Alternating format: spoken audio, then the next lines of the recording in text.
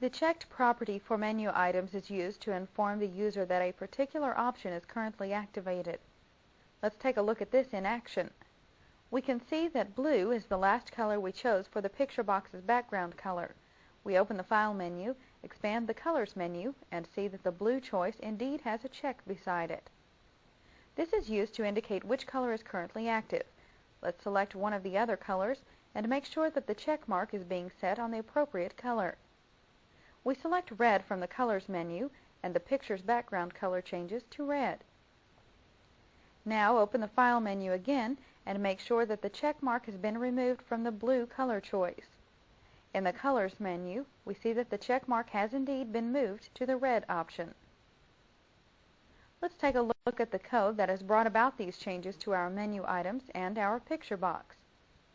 In the File menu of our form, we select the blue command contained in the Colors menu. This will display the source code for this menu item's clicked event. Like a command button, a menu item has a clicked procedure that is called every time the user selects it. In the code window, we should be able to see three separate sub-procedures, one for the blue menu item, one for the green menu item, and one for the red menu item. Taking a closer look, each of these procedures contains pretty much the same code. The first line of code in each procedure is used to assign their respective colors to the back color property of the picture box. The second line of each procedure is used to set the check mark next to the item that has been selected. For instance, if we select green from the menu, the green click procedure will set the checked property of the green menu command equal to true. However, unlike option buttons on a form, these check marks are not mutually exclusive.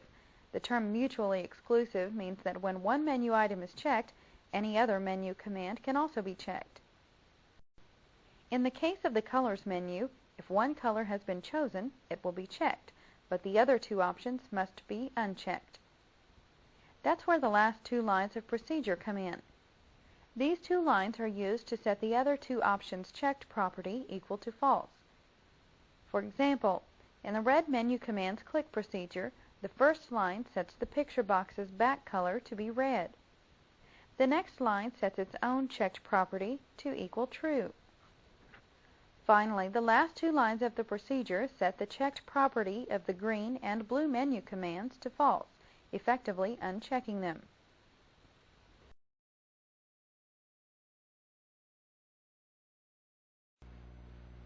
The enabled property allows us to temporarily disable menu items until they are needed.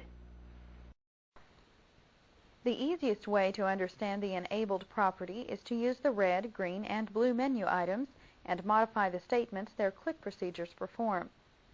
First, we need to change every checked property in each of these three procedures to the enabled property.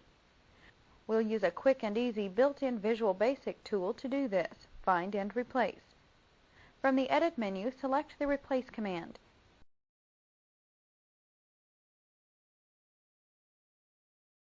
In the Find What box, we enter Checked and press the Tab key to move to the Replace With box. In the Replace With box, we enter the word Enabled. Finally, click the Replace All button.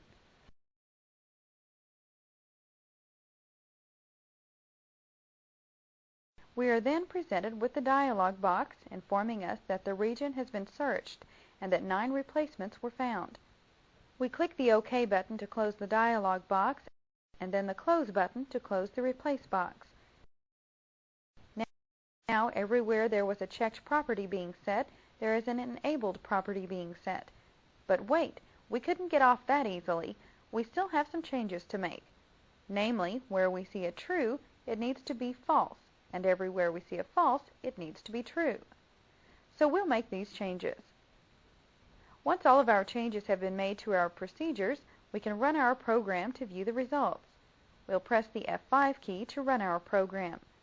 When the program is running, we'll press the Ctrl plus R shortcut for our red color option to change the background color of the picture box. Next, we open the Colors flyout menu and see that the red option has been grayed out, and if we try to select it, nothing happens. Let's try another color. We select blue from the list, and as the menu closes, the picture box becomes blue. Again, we open the Colors menu and see that the blue option is now grayed and cannot be selected. Let's close this program and return to Visual Basic.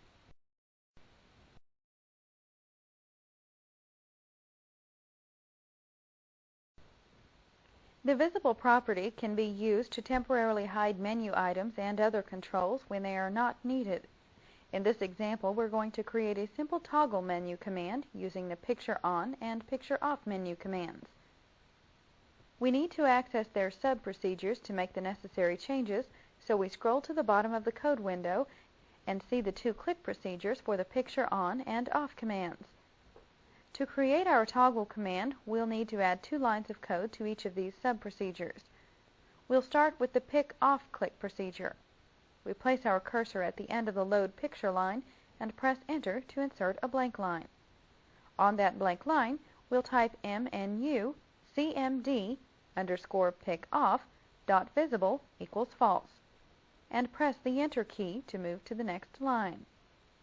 On the next line, we type mnu cmd underscore pick on dot visible equals true. The first statement will hide the Picture Off command, and the second statement will show the Picture On command. Now we need to copy these statements into the Pick On click function. We highlight both lines and then press Ctrl plus C to copy the statements. Next, we place our cursor on the Load Picture line of the Pick On click function and press Enter to add a blank line.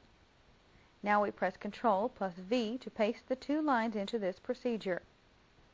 Finally, we need to change the true and false in each statement. In this procedure, we want the Picture Off command to be shown so we can change its visible property to true.